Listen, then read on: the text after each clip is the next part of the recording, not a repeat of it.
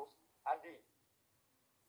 Banyak kejanggalan pada laporan pelecehan seksual ini, saudara. Mulai dari lokasi pelecehan seksual yang awalnya diakui Putri terjadi di Duren 3, namun kemudian pernyataan Putri ini berubah jika pelecehan seksual yang diduga dilakukan Yosua berpindah ke Magelang.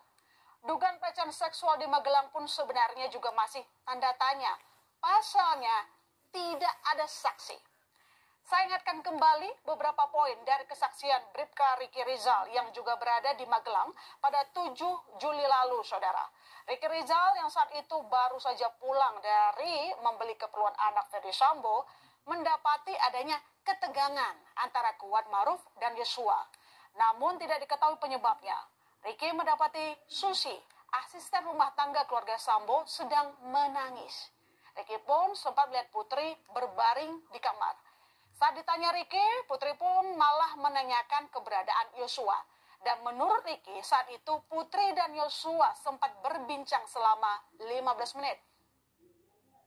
Dia kalau dipertanyakan masalah pelecehan, dia tidak melihat dan tidak mengetahui. Tidak ada orang yang menyampaikan, baik oleh Kuat, Susi maupun Ibu. Yang ada adalah pertengkaran. Kayak Yosua, karena Yosua mau naik melihat Ibu, sementara Ibu dalam kondisi menangis di atas menurut Susi, dan si Joshua ditegur, kenapa kok turun naik, terus menghindar. Jadi kan menimbulkan kecurigaan. Oleh apa pertengkaran apa antara Joshua dengan Ibu, atau dibalik itu kita nggak tahu.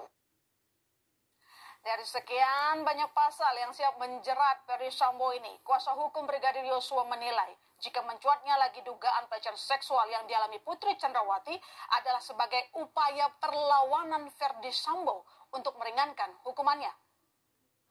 Yang laporan pro justisia yang dibuat SP3 ini nggak ada pelaporannya, tiba-tiba muncul skenario itu lewat rekonstruksi dan lewat Komnas HAM. Masa masih terus-terusan udah jadi mayat dituduh pelecehan seksual sih, Mas?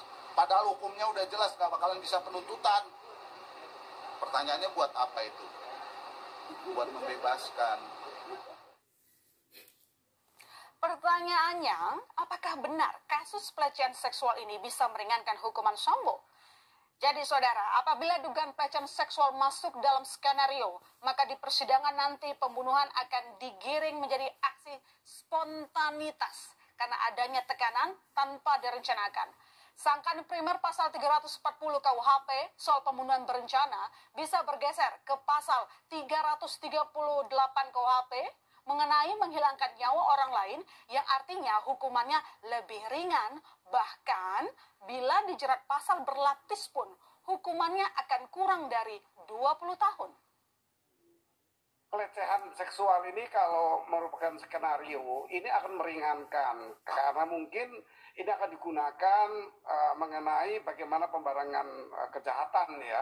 Bagian dari yang mempengaruhi ringannya perbuatan karena sesuatu hal yang menjadi satu perbuatan, walaupun ada lebih dari satu perbuatan bisa menjadi satu perbuatan, yaitu tentu meringankan tidak direncanakan sehingga pembunuhannya bukan rencana tapi pembunuhan yang seketika dilakukan karena tekanan sesuatu tadi. Mengutip Menko Polhukam Mahfud MD, apapun yang jadi motif Sambo melakukan pembunuhan pada Brigadir Yosua tidak bisa begitu saja mengesampingkan fakta jika Ferdi Sambo telah melakukan pembunuhan berencana yang ancaman hukumannya sangatlah berat. Dan kini kita tinggal menanti fakta-fakta hadir di persidangan dan berharap putusan majelis hakim akan berpihak pada keadilan.